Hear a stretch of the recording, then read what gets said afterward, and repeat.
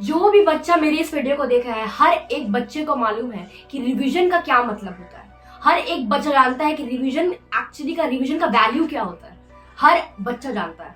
वो 1% बच्चों का जो सिलेक्शन होता है, उन लोग को पता है कि रिवीजन ने ही उन्हें सिलेक्शन करवाया है, रिवीजन की वजह से इनको सिलेक्शन हुआ है और रिवीजन कितना जरूरी है ना।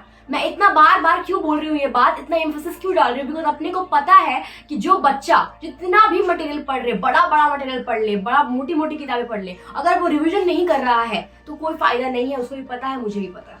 बहुत लोग ट्रू मेंस पढ़ते हैं और बहुत लोग एनसीईआरटी पढ़ते हैं, बट एनसीईआरटी वालों का सिलेक्शन होता है, ट्रू मेंस का सिलेक्शन नहीं होता, बिकॉज वो इतना मोटा वो रिवाइज नहीं कर पाएगा, राइट। तो अपने को वही चीजें पढ़नी है जो रिवाइज कर सकते है ना। और रिविजन करने के लिए अपने को बहुत रैपिड रिविजन चाहिए, है ना।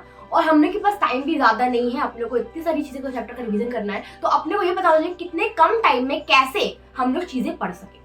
तो आज की वीडियो इसी के ऊपर है कि किस तरीके से अपने 1 घंटे में मैंने एक चैप्टर में खत्म कर दी थी एनसीईआरटी बायोलॉजी का, जिससे मुझे और टाइम मिलता था फिजिक्स के लिए, केमिस्ट्री के लिए, और साथ साथ बायो भी बहुत स्ट्रांग हो जाता था, है ना। तो ये इसके शुरू करते हैं।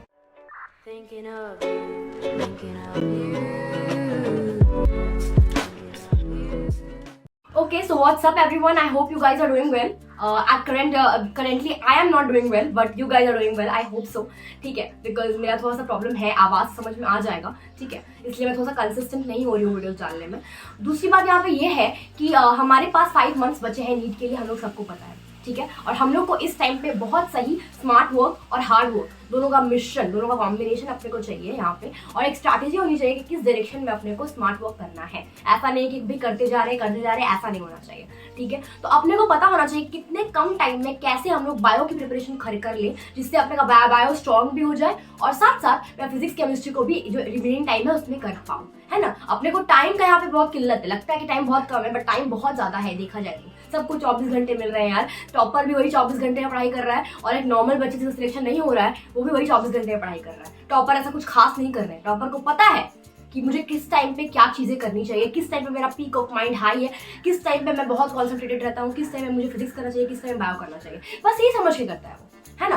तो अपने को भी ये चीज समझनी है। मैं तुम लोग को बताऊंगी मैं कैसे करती थी, ठीक है। तो मैं क्या करती थी, सपोज मैंने कोई बायो का चैप्टर उठाया, सपोज मैंने डाइजेशन उठाया, ऐसा हर इंसान होगा जिसने एक बार तो भाई पढ़ लिया होगा एनसीईआरटी, या फिर उस चैप्टर के बारे में कुछ तो नॉलेज होगा, भले एनसीईआरटी से नॉलेज ना हो, बिकॉज 5 महीने बचे हैं यार, इतना भी तुम फ्री नहीं घूम रहे होगे कि तुमको बायो के बारे में कुछ नहीं पता। बहुत लोग फिजिक्स नहीं जानते, चलो मान लिया फिजिक्स नहीं जानते होगे, बट बायो तो यार जानते ही होगे, बिकॉज नीट देने वाले हो, है ना। तो हर चैप्टर के बारे में एक बार नॉलेज तो हो गई, है कि नहीं। तो हम लोग क्या करेंगे, सबसे पहले मैं क्या करती थी, सपोज मैंने एनसीईआरटी का चैप्टर उठाया, सपोज मैंने डाइजेशन उठाया, स्टार्टिंग के 15 मिनट या 10 मिनट में दूंगी समरी रिवीजन को। मैंने ऑलरेडी अपने बायो वाले वीडियो में बता दिया था कि मैं पहले समरी पढ़ती हूँ, ठीक है। इससे क्या होता है कि समरी के जो क्वेश्चन आने वाले होते हैं वो मैं कर पाती हूँ, और साथ साथ बोरियत भी नहीं लगती है समरी पढ़ने में, क्योंकि लास्ट में जब तुम पढ़ोगे चैप्टर पढ़ने के तो बहुत बोरियत हो जाती है, और तुम उसको स्किप कर देते हो, ढंग से पढ़ नहीं पाते हो, और तुम्हारे आंखों से चूक जाता है, और जो क्वेश्चन आने वाले होते हैं वो तुम नहीं पकड़ पाते हो। इसीलिए मैं पहले समरी पढ़ती थी। समरी पढ़ने के बाद एक पता चल जाता है कि भाई हाँ इस चैप्टर में ये है, अब मजा आएगा चैप्टर पढ़ते हैं। तो स्टार्टिंग के 10-15 मिनट में समरी पढ़ूंगी, 10 मिनट भी लगते हैं, मुश्किल से 10 मिनट लगता है समरी पढ़ने में। उसके बाद मैं चैप्टर की पहली रीडिंग दूंगी। इवन मैं ये चीज अपने माइक्रोबायोलॉजी या फिर और भी चीजें और भी सब्जेक्ट में कर रही हूँ, सेम चीज, बहुत फायदा हो रहा है मुझे, ठीक है। तो तुम लोग अभी भी ये चीज को इस्तेमाल कर सकते हो, बहुत टाइम है अपने पास, 1 घंटे में तुम एक चैप्टर उड़ा दोगे बायो का, तुम समझ लो कितना टाइम है अपने पास, है ना। तो हम लोग ये करते थे। फिर मैं एक चैप्टर की फर्स्ट चैप्टर की रीडिंग दूंगी, ठीक है। फर्स्ट रीडिंग में बहुत कम टाइम में दूंगी, बिकॉज अपने को बस पूरे एक चीज को पढ़ना है, एक लाइन पढ़नी है एनसीईआरटी की। 15-20 मिनट दूंगी मैं फर्स्ट रीडिंग को, उसमें मेरा सब कुछ रीडिंग हो चुका होगा, ठीक है। मुझे ऑलरेडी पता चल जाएगा कि हाँ ये चैप्टर में ये क्वेश्चन मेरे को पता है, ये बहुत इंपॉर्टेंट लाइन है, ये बहुत नॉर्मल लाइन है, इसमें कुछ लिखा हुआ नहीं, टू एंड द फ्रॉम लिखा हुआ, कहानी लिखी हुई है, मुझे सब समझ में आ जाएगा कि हाँ इस चैप्टर में कहाँ कहाँ पे चीजें हैं, ठीक है। जो चीज मुझे बहुत टफ लग रही है, समझ नहीं आ रहा जो लाइन, उसको मैं अंडरलाइन करूंगी, तो मैं फिर से उसको जब दूसरी रीडिंग दूं तो मैं और अच्छे से समझ पाऊँ उसको, है कि नहीं। उसके बाद मैं सेकंड रीडिंग लगाऊंगी, और वो कम से कम लगेगा 20-25 मिनट का। हम अपने पास 20-25 मिनट में मैं सेकंड रीडिंग लगाऊंगी, उसमें वो अंडरलाइन वर्ड को समझने की कोशिश करूंगी, एक एक चीज समझ में आएगा मुझे, ठीक है। और फिर लास्टली जो मैं 10 मिनट मुझे बचेंगे उसमें मैं फिर से चैप्टर को रिवाइज करूंगी। अल्टीमेटली तुम्हारी शॉर्ट टर्म मेमोरी में 3 बार ये चैप्टर रिवाइज हो चुका है। उसके बाद तुम्हारी एनसीईआरटी छपने का टेंडेंसी ज्यादा हो जाएगा, बिकॉज तुम एनसीईआरटी को 3 बार देख रहे हो उस चैप्टर को एक ही टाइम में, एक ही घंटे के अंदर, ठीक है। और वो 1 घंटे के अंदर तुम्हारा चैप्टर रेडी हो जाएगा।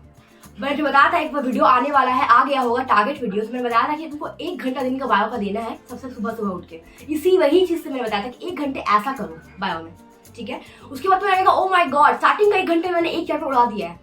दिन की शुरुआत बहुत मस्त तरीके से होगी, फिजिक्स पढ़ने का और भी मन करेगा बिकॉज उसमें बायो बहुत ढंग से पढ़ लिया है, ठीक है। और मैं एक काम करी थी बायो के लिए कि जब मैं फिजिक्स से बोर हो जाती हूँ, ठीक है, फिजिक्स को करके बोर हो गई, पक गई हूँ, ठीक है, उसके बाद मैं क्या करती थी, मैं उसको अपने रेस्ट टाइम को बायो के चीजों रिवाइज करने में, बायो के डायग्राम देखने में टाइम वेस्ट लगाती थी, ठीक है। इसमें रेस्ट भी होता था, ठीक है, और मुझे मजा भी आता था। तो मैं डायग्राम देखती थी, मतलब एक तरीके से ना पेजेस पलटती थी हमेशा एनसीईआरटी के, ऐसे ऐसे करते करते। भले कुछ पढ़ नहीं रही हूँ, मेरा रेस्ट टाइम चल रहा है, बट स्टिल वो दिमाग से गुजर रहा है, वो आंखों के तरफ से गुजर रहा है ना। तुम कोई भी क्वेश्चन आएगा तो क्लिक कर जाएगा, हाँ ये तो उस पेज में लिखा हुआ था। तो मैं ये करती थी। ऐसा करते करते तुम देखोगे तुम्हारा एनसीईआरटी रटा चुका है ना, और तुम एक दिन में कितने चैप्टर्स पढ़ लोगे यार ऐसे करते करते। तभी तो मैं लास्ट के 2 दिन में 11th और 12th दोनों खत्म की थी एनसीईआरटी पढ़ के, बस यही तरीके की वजह से। तो मैं तुम लोग को बता रही हूँ ये सब सीक्रेट्स मेरे, ठीक है।